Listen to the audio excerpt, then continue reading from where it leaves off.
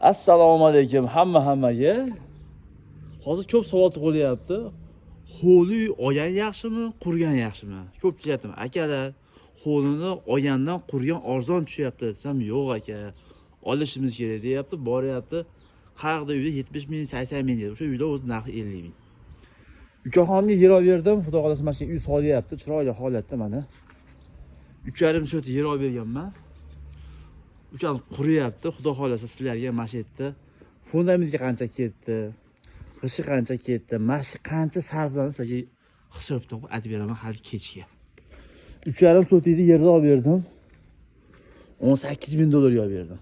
Xudo xolasa endi bag'a 1 metr fundamentu, keyin bag'a gazavot qurilyapti. Shunga qancha ketgan sizlarga hisoblab beraman. Keyin xudo xolasa ertadan tomga tushadi, keyin qum suvoq sirasi, eshik-rom remont bo'ladi. Xullas kalom, inshaalloh mana shu bitadi. O'shanga sizlarga hisob kitob qilib sizlarga aytib beraman. Agar mabodo ishimiz yo'qsa, dalak bosib berasiz, xudo xolasa keyin o'z fikr qilasiz. Ha, значит, qursam yaxshi ekan deb berasiz. Salomat bo'lasiz.